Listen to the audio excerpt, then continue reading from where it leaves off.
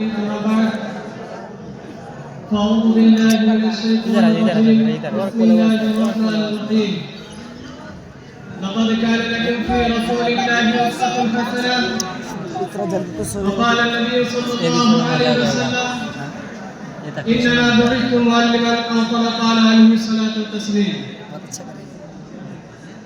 সমাগত প্রিয় দর্শক শ্রোতা ও দূরদর্শী বিচারক মণ্ডলী সকলকে আমার অন্তরস্থল থেকে সালাম শুভেচ্ছা ভালোবাসা ও অভিনন্দন জানিয়ে আজকের এই প্রতিযোগিতামূলক আয়োজনে হুজুর সাল্লাল্লাহু আলাইহি ওয়াসাল্লামের উত্তম আদর্শ সম্বন্ধে কিছু কথোপকথন করব ইনশাআল্লাহ মা তৌফিক ইল্লা বিল্লাহ।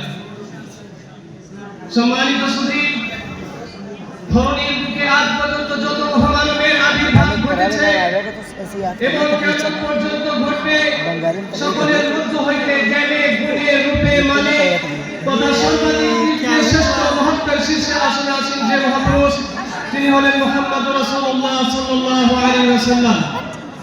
এই মহাসত্যটি উপলব্ধি করে বিখ্যাত ভাষণ এবং কণ্ঠের লিডার স্যার উইলিয়ামের বিখ্যাত একটি মন্তব্যকে সমর্থন করে বলেছেন, মানবীয় মহত্ত্বকে যতগুলি মাপ কাটিয়েছে সেগুলির মধ্য হইতে কোনো একটির মাধ্যমে মুহাম্মদ সাল্লাল্লাহু আলাইহি ওয়াসাল্লামকে মাপা হলে কোন যুগে কোন মানুষ তার চাইতে উত্তম উৎকৃষ্ট শ্রেষ্ঠ মহত্ত্ব বলে প্রমাণিত হবে না।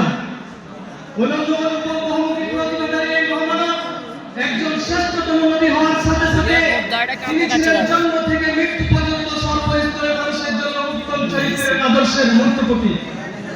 শিক্ষক ছাত্র, ধনী দরিদ্র, রাজা প্রজা, বৈজ্ঞানিক দার্শনিক, সমাজ সংস্কারক, বিচারক, রাষ্ট্রনায়ক, সেনানায়ক, রাজনীতিবিদ, চিন্তাবিদ তথা সর্বশ্রেণীর মানুষের জন্য তিনি হলেন অনুসরণীয় উজ্জ্বল আদর্শ। যে ব্যক্তির চরিত্রে ও জীবনে আদর্শে মানব সমাজের সকল স্তর ও শ্রেণীর বিভিন্ন ধরনের জীবনযাত্রার প্রকাশ ঘটেছে এবং যেখানে সকল বিষয়ে সঠিক দিক নির্দেশনা ও পূর্ণাঙ্গ নৈতিকতার সমাবেশ দেখা যায়, তা হচ্ছে একমাত্র মুহাম্মদ সাল্লাল্লাহু আলাইহি ওয়াসাল্লামের জীবন আদর্শ। সম্মানিত সুধী, তিনি এমন একজন নবী যার মাধ্যমে আল্লাহ পাক নবুয়তের দরজাকে চিরোদ্ধ করে দিয়েছেন। তিনি এমন একজন ছাত্র যিনি তার আল্লাহর কিতাবকে কেবল আত্মস্থ করেননি, বরং জীবনে এমন ভাবে বাস্তবায়িত করেছেন যে স্বয়ং আল্লাহর কিতাব তার চরিত্র হিসেবে আখ্যায়িত হয়েছে, ইন্নাকা লাআলা খুলুকিন আযীম। তিনি এমন একজন মহান শিক্ষক যিনি তার প্রতিটি ছাত্রকে কিয়ামত পর্যন্ত আগমনকারী মানব জাতির জন্য অনুসরণীয় রূপে গড়ে তুলেছেন। তিনি এমন একজন সফল সমাজ সংস্কারক যার বিপ্লবী সাধনায় অসভ্য, অল্প, নিকৃষ্ট, তুচ্ছ, মৃতপ্রায় এক জাতির প্রাণের স্পন্দনে স্পন্দিত হয়ে নবজীবন লাভ করেছিল। অসভ্যতা ও অপসংস্কৃতির অতল তলে তলিয়ে যায় একটি জাতি খুবই স্বল্প দিনের ব্যবধানে সভ্যতা ও সংস্কৃতির দিক দিয়ে বিশ্ব সভায় শ্রেষ্ঠত্বের আসন গ্রহণ করেছিল। তিনি সর্ববর্ণের ন্যায়পরায়ণতার মূর্ত প্রতীক, এমন এক রাষ্ট্রনায়ক ছিলেন যার রাষ্ট্রের প্রতিটি সদস্য ছিলেন তার প্রতি নিবেদিত প্রাণ। তিনি এমন একজন সুদক্ষ বীর সাহসী সেনানায়ক ছিলেন যার যুদ্ধ পরিকল্পনা ও সুপরিকল্পিত বিস্ময়কর কৌশলে শত্রুরা কিন্তু বিলীন হয়ে যেত। কঠিন থেকে কঠিনতর পরিস্থিতিতে নিজ জীবন বিপন্ন হলেও তিনি কখনো সৈন্যদল ছেড়ে রণক্ষেত্রে পলায়ন করেননি। মুসলিমেই নিরস্ত্র পুলিশ সৈন্যদল নিয়ে যুদ্ধাস্ত্রে সুসজ্জিত হাজার হাজার সৈন্যদলের বিরুদ্ধে সাফল্যজনক যুদ্ধ করে বিশ্বকে তাক লাগিয়ে দিয়েছেন।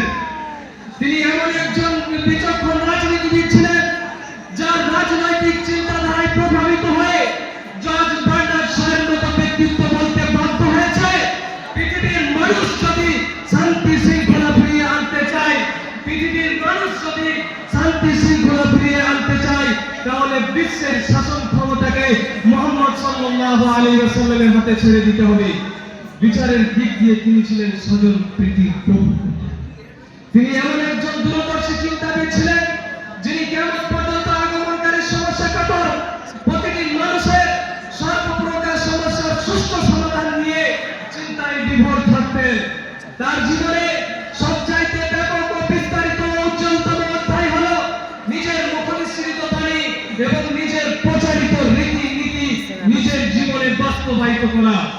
প্রিয় নবী সাল্লাল্লাহু আলাইহি ওয়াসাল্লামের আদর্শমণ্ডিত জীবনে বিস্ময়কর একটি দিক হলো তার জীবনে একই সময়ে এতগুলি পরস্পর বিরোধী বিচিত্র গুণের সমাবেশ দেখা যায়, যা ইতিহাসে কখনো এক ব্যক্তির মধ্যে একত্রিত হতে দেখা যায় না। তাই তিনি এক হয়েও অগণিত মানুষের জীবন আদর্শ। তাই আসুন আমরা ঐক্যবদ্ধ পরিকল্পিত হয় যে সর্বপ্রকার ত্যাগ ও তিতিক্ষা স্বীকার করে তার জীবন আদর্শমণ্ডিত হওয়ার চেষ্টা করি ইনশাআল্লাহ।